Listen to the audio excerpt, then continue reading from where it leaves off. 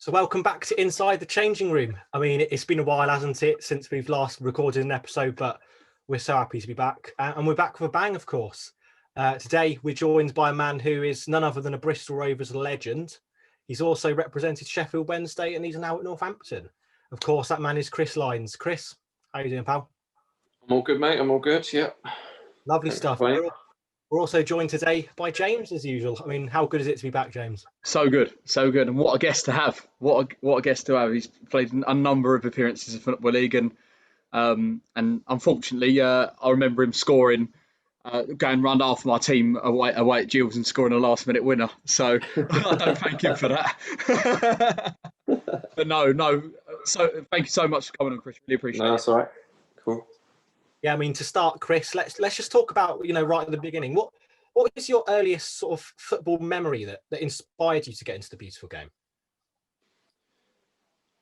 Probably enjoying it as a kid. Growing up, watching.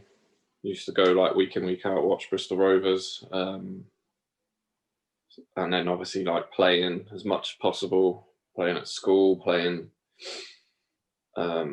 probably Saturday and Sunday it was back then, or Sunday morning, Sunday afternoon, whatever it was, just playing as much as possible, and just training. Sort of when I was younger, it was actually at Bristol City. Even I think probably between sort of 8, 9, 10, maybe a little bit older. Just training and generally enjoying football, and then obviously realising I wasn't too bad at it, I guess, and just setting my sights on obviously becoming a pro. So it was something obviously a lot of kids dream of, and luckily I managed to sort of see it through eventually. Yeah, I mean, growing up in Bristol and rising through the ranks, of course, to end up at Bristol Rovers early on in your career. Yeah. What sort of biggest influence, or those around you that had the biggest influence on you as you were rising through the ranks and just learning your trade? Probably just my parents at the time, because obviously they had to take me to games and take me to training week in, week out. And without them, it would have been difficult because, it was quite often training on an evening. So I remember at Bristol, we used to actually train in Bath. So it was about a 45-minute, 50-minute drive. So without my parents, I wouldn't have been able to get there. So obviously they put me in the position, finishing work and then going out of their way to get me to training and stuff. So that without them, I probably wouldn't have got into the game at the pro level and obviously at the academy levels at that time. So yeah, probably as a kid it would have been them, and then obviously as you join in the game, you pick up a few people along the way that have really helped. Yeah, I mean, Chris, obviously being a Bristol boy and going through the academy, we'll talk about representing the first team in a minute. But how was it that you were rising through the academy and you were playing for your boyhood club, really? Yeah, it was good. Like I say, I was at Bristol City for the majority of my youth kind of years, and then it got a bit much with the training and stuff. And obviously, being a Rovers fan, I went and joined Rovers, and just obviously putting the training kit on and training for them, and trying to get obviously to that next level was always the goal. I actually got released when I was 15, which obviously at the time was devastating, but about 2 or 3 years later, I managed to get myself back in, and obviously had a bit of a point to prove. And once it was Paul Trollope and Lenny Lawrence at the time came in, they offered me my first pro deal. So I guess all the hard work sort of started there, and that was kind of when I set my standards a little bit higher and thought, right, I've got to make sure I work hard and stay in the game. So, I mean, up until probably, I don't know, 50 games into my career, I was still not really believing it was going on, to be honest. I've gone from probably obviously stood on the terraces watching to being out there playing. So it was still all a bit of a blur at the time. But I think once you get sort of like established in the team and you play week in, week out, it becomes a bit more of like a reality, really. And you're like, well, I've actually done it now, so I've got to keep doing whatever I'm doing and be consistent. Yeah, obviously in your first full season at Rovers, you achieved promotion. Yeah. Obviously through the playoffs beating Shrewsbury, you didn't quite make it onto the pitch that day, but No. what a great experience that must have been, just being in and around it in your first full season. Yeah, that's what I mean. Like, it was, like I say, I was sort of obviously travelling with the first team a lot, and now and again I get on the bench and you see your shirt up with your number, and it is weird going from obviously watching on the side to being in that dressing room and being part of it. So I was still a fan at that point, so it was like I was just getting free access to games, but I was actually being part of it as well, and even the games I wasn't really getting on the bench or whatever, it was still good to be part of it. And I suppose being such a fan at the time, and obviously local lad, and obviously dreaming of one day playing from it was kind of just easy. Even it's a lot different nowadays. I think you're sort of 17, 18 and you're not playing yet, you're looking at getting out on loan, or you're looking at other options. But I was just happy to be on that coach and go into games and being part of it, really. Yeah, getting promoted, that season afterwards was really your first sort of full season being in that first team. I mean, that was a season full of highlights of Rovers, obviously most notably being the FA Cup run. Highlight of that was, the game against Fulham, third round, winning on penalties. That must have been a special day for both the players like yourself, but also the fans. Yeah, we had a great run. We played Fulham away in the first. It went to a replay and we beat them in the second game. But the first game, I think we took like 8,000 away fans up to Craven Cottage and played in that game, which was my first real experience playing against Premiership team, and obviously they had international players, and we gave a good account, and we nicked a replay, which was probably good for the club. It's probably the best thing that could have happened for the club, and took them back to our place and won on pens. So I think that was kind of a real starting point for my career, those two games, because I played well in both of them. And obviously, playing against these Premier League players, I thought, right, well, if I can do it against them, then it's time to really kick on now. Yeah, and of course, that cup run, reaching the quarter-final that year. Yeah. I mean, a nice little stat there for you is that was the first time the club had reached that round since the 1957-58 season. I don't know if they'll do it again. It's obviously for a team in that level to get so far. It doesn't happen that often. We're a bit disappointed at the time because we drew West Brom at home as well, and they hammered us. But it would have been nice to get a real big draw. I think all the big teams were left in it, and we ended up getting West Brom, which obviously was a Premier club at the time. But like I say, I think all the big boys were left in it. It would have been nice if we could have, they probably would have beat us. West Brom sort of gave us a real lesson, and that was that. But like you say, it was a season which was full of good stuff anyway. Yeah, we're fast forward to January 2010, Chris, when you'd signed a 3-year deal with Bristol, Bristol Rovers, and at the time you were reported as a transfer target for Southampton. Alan Pardew was obviously in charge of Southampton at the time. How aware were you of the interest, and was your head ever turned by it, or was you just solely focused on Rovers? No, yeah, I was fully aware of it. Yeah, if I remember rightly, it was pretty close to sort of going through. To be fair, got a feeling he might have got sacked or left in and around the time when it was looking like there was a chance of it going through. And then obviously a lot of stuff fell through. I think I was a couple of days from perhaps going down and meeting him and stuff like that. So obviously that would have been unbelievable. I think they were possibly in the same league as us at the time. But obviously they had a great team, and I think they won the league easily that year with the types of players they had. But obviously when that fell through, it wasn't the end of the interest from clubs, and I think there was a few others sniffing around. But in my head, I kind of spoke to Rovers and they offered me obviously a 3-year deal. The money was good and I got to live at home. So I think after I signed that, it was kind of like, right, I've got 3 years now guaranteed. Just carry on doing what I'm doing. And if someone wants to come in and get me again, then obviously happy days. But at the same time, I'm at home. I've got some security. I've got, a good contract. So let's just settle down and kick on. Yeah, I mean, the end of that. I mean, the end of the following season, wasn't it? Was that it wasn't the best one for Rovers. It No. ended up in relegation to League Two. Yeah. That season, manager Dave Penny. We spoke about before we went live that there was 2 or 3 managers that year. Was that mostly the struggle? Is that the reason you got relegated that year because there wasn't any sense of consistency with the management and the players could never settle? Yeah, no, we obviously had Paul Trollope and Lenny Lawrence who'd been in charge for, I'm not too sure, 3 or 4 seasons previous to that, and they were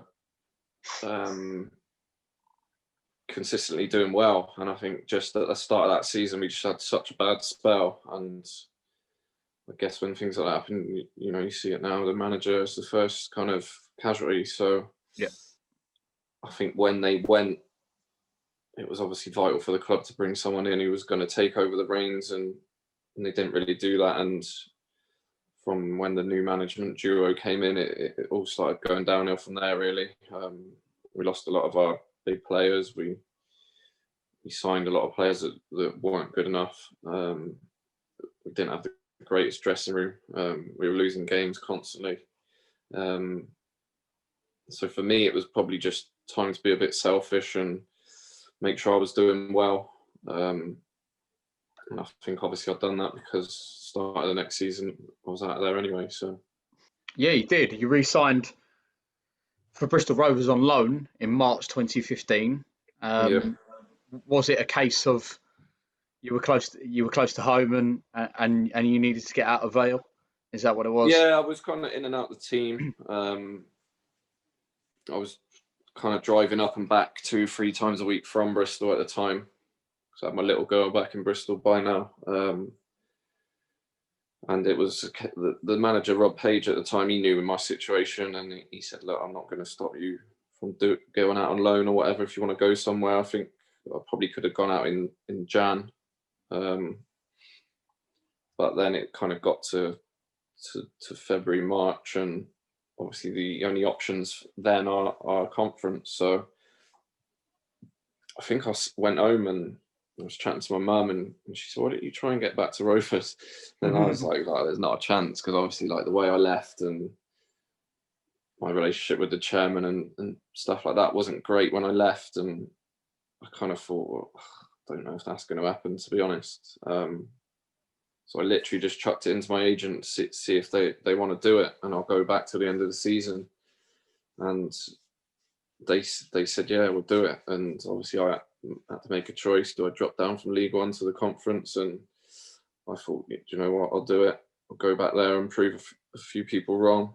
Obviously leaving the season when we got relegated kind of didn't sit too well with supporters, but I guess at the time they didn't really know that I was kind of forced out, and they couldn't really say too much because I went to Sheffield Wednesday and got promoted straight away. So I just went back, and I knew it would be a little bit easier for me at that level. And I just thought if I do well, I could potentially earn a contract here and move back home. Until you've done this podcast, Chris, the Rovers fans don't actually know that you were forced out. Is that I've done a few chats since then, to be fair. So I think they get the gist of what happened. And like I say, I went back and pretty much won them over straight away. But you did, because you scored in the playoff semi-final against Forest Green. Yeah. And you got promotion straight back into the Football League in that loan spell. Just sum up your emotions during the playoffs, scoring in that semi-final. It must have been a wonderful second spell. I still watch it now, the playoff goal. Then obviously we went to Wembley and won, scored a pen and played really well that day. And just obviously being on the pitch and celebrating in front of all those fans was unbelievable. And it was massive for the club because it's so hard getting out of that conference. We just couldn't quite catch Barnet up, who I think went up top. Obviously, one team goes up automatically, and the rest have to battle it out in the playoffs. And I was always confident we were going to do it. And like I said, like the squad we had there was way too good for that level. We kind of pretty much kept the same kind of squad, and that same squad obviously went up again the season after. So I think if they would have had that squad from the start, they would have finished top of the conference. So basically, Chris, what we can say is that the Bristol Rovers promotion in 2015, we can all thank Chris Lyons' mum for convincing you to go back to Bristol Rovers. Cheers for coming back and saving the ship, yeah. Yeah, besides having that talent, within the squads to get promotion, what else do you think it was that played a part during that promotion? Whether that be the camaraderie within the squads, the management, what do you have to say about that? Yeah, obviously, like I say, then I've been in some good squads, and I mentioned the Wednesday one and stuff like that, and the Port Vale one. But the squad of lads who had at Rovers in the conference and that next season was the best one I've been in by a mile. Sort of made friends for life, really. Constantly, we'd be socialising together. We'd have a laugh every day in training. We'd go straight out after and have food together. It wouldn't just be a teammates. We were mates, and there was probably 8 or 9 of us that would regularly do stuff together. And I still speak to all them lads nowadays, and we just had such a good bunch of lads and players that were also good at football as well, which is the perfect recipe, I think. And if I go on to be a coach or manager, that's one thing I'd definitely say. You've got to find a good bunch of lads who get on, and obviously you managing them was easy for Darryl Clark at the time, but he obviously had a massive influence as well, because he was just like one of the boys, and he had his funny ways of doing things. But he was in the dressing room having the banter. He wouldn't just sit up in his office. He'd join in with the banter, and he'd join in the 5 sides and training, and he kind of helped that whole, the winning setup that we had, and it lasted for probably 2-3 years, and that was really the reason why. Because even when we went to League One, we probably didn't have the best squad on paper by any stretch, but our kind of team spirit and stuff like that meant that we had a good season even when we went straight back into League One as well. So yeah, and then of course that summer you signed permanently. Was it just the right thing to do, you felt, at the time? Yeah, just being back home again sort of was making life a bit easier, a lot less driving. Being back home and seeing my family, all my mates, and just being in a winning team as well. So it was a little bit of a no-brainer, to be honest. I probably signed on one of the worst contracts I've ever had, but it was just the fact of getting back home and enjoying football again, and being around my mates and such a good bunch of lads. Yeah, you played 36 times the following season, Chris. You achieved another promotion. I mean, achieving one promotion is hard enough, let alone back to back. Yeah, that group must have been something special to go and achieve that. I think I keep an eye on Rovers now, and everything's different down there, and it must be so difficult to be a Bristol Rovers player right now, because you're constantly getting compared to that group that we had for those 2 or 3 years. And I often see people saying, like, let's forget about what's happened there, let's concentrate on the people we've got in here now. But I think we set such a high standard and everyone knew that we had a great team spirit, so they're constantly comparing it to sort of that bunch of lads we had there. So it's difficult constantly hearing about the past when you're playing from it at the minute. But it was, because we just done it. Obviously, we've done it in the last kick of the game on the last game of the season as well, which nicked us into automatic spot on goal difference, I think. So we couldn't have timed it any better. No, I mean, any standout moments from that year for you? Just that last game. I mean, we sort of loitered around mid-table most of the season, but then after Christmas we just kicked on like you wouldn't believe. We never really thought we were going to do it, but sort of 3 or 4 games before the end, it was becoming a sort of, right, we're probably going to be in the playoffs here, so we'll just keep playing well and we'll go into the playoffs with a bit of momentum. But obviously last game of the season, we played Dagenham at home, who were already relegated. I think Accrington were playing possibly Stevenage or someone like that at home. They'd scored in every home game that they played all season. I think they lost a couple of games.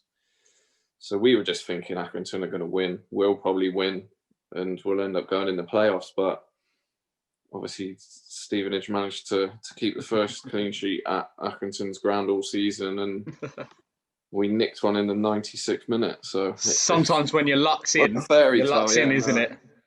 Their keeper had a worldie that day, Dagenham. He saved everything. I think we had like 30 odd shots on target. Our striker, Matty Taylor, missed about 5 sitters. We just kept going, and in the end, our fullback tapped one in with his wrong foot in the last minute. And even then, we still obviously didn't know the score from the Accrington game, but there was fans all on the pitch, and I was just like, well, do we know the score? And it was like, no, not yet. But yeah, I think I've seen the video. I think I've seen the video on your Twitter where you have to almost turn your headphones down. The louder, how loud the commentator is. Yeah, no, that days like that moment, it was a crazy moment. Yeah, days like that, Christo, is that the reason why you're in football? Like your boy, it's like that 96th minute winner, ground goes off. You couldn't. If you wanted to write a fairy tale ending to the season, that would be it. So I'm lucky to be a part of that. Lucky to be one of those 11 players that were on the pitch. And obviously even more lucky for me, knowing that I've been supporting the club for my whole life. It just knocked me for 6. I always try and find a picture of me from the end of the game where the scenes are all going off and there's no pictures of me anywhere. So I literally don't know where I was. I can remember probably in the crowd. I was in the dressing room, sat in showers trying to get my breath back. I think it was mad. I bet that was a mad night after, though, wasn't it? I bet that was a heavy night out. It was mad because the stadium's kind of on the top of the road that like leads into the town centre, and there's obviously all the pubs and that, and the whole road was closed off after. So I've obviously left the ground after, just got me tie around my head and probably half tipsy already from the dressing room, and I've got my little sister with me, a bloke, a couple of my mates, and I've walked out of the stadium to obviously, I just thought, let's get in the mix, like let's just get in the pub where all the fans are. But it was that mad. They were carrying the owner down the middle of the road. There was probably 10 people in the middle of the road. So I've just took a little shortcut. We stopped in the off license. I said, let's get some beers, and we just drink them going down. And ended up just stopping halfway down and just going in a pub. And obviously all the fans were in there. I think I ended up on a table singing. Because we were told we had to go into the town centre to all get together and meet at a hotel, and the club will put something on. But it probably took about 3 hours to get there, to be honest. And how far is this hotel away? You probably get there in the car in a taxi in about 10 minutes. But we kind of come out of that pub where I was singing and then tried to get in a taxi. So we jumped in a taxi, and the guy was like, "Oh, it's a little bit crazy out here." And I was like, "Yeah, I'm not sure what's happening, mate, to be honest." But next day, all the fans are through the window of the taxi. Like I'm in the back of the taxi, just like swinging my tie around. Like they're all jumping through the window. Taxi driver's like, "What?" Taxi driver's like, "Who have I just picked up?" just get us where we need to go, mate. And obviously, we had a good night. And brilliant. About a week later, week or two later, we were all in Vegas. So yeah, it worked out nice. I was going to say, I remember that day because Oxford got promoted at the same time. Yeah, that's it, yeah. And I just remember the reaction in the stadium that everybody was going, Bristol Rovers have just got promoted. Like, Accrington have lost it. Yeah. When you're dealing with such a massive occasion, how did you even go about that in the build-up? Were you playing it down, or did you know in the back of your mind, like, this is No, I don't really remember the build up. I kind of remember just thinking we're probably going to get the playoffs, to be honest, because we'd had so many times that year where if we would have won and they would have lost, we would have gone into it. And I think the last 4 or 5 games, we literally were doing that every game. We went 1-0 down in the game as well, which was even worse. But I don't know, like I look back, I do often I probably can't even answer your question because I look back at it now and it was all that beer probably, after. yeah, when I think about that game on a personal level, it's probably one of the best I've played. Like if I was to put my top 10 games, it would actually be that one would be in it. Similarly with the game at Wembley as well, the season before. So I must have just been a bit more relaxed and for some reason, I'm not quite sure why, it was just written in the stars, I guess. And I think we carried on as usual in the build-up. The manager helped a lot because he was he was a joker, and he kind of just mellowed everyone out and said, what will be, will be. Like, if we have to go do it in the playoffs again, we'll do it again. And I think that was probably our philosophy, really. Like, we've done it the year before, so we'll go and do it again. But looking at it now, would we have won the playoffs? I'm not too sure. I'm not sure we won it in the end, but yeah, it was probably good that we did get that last minute goal. And you probably speak to every lad who played that day, and they probably won't get another moment like that.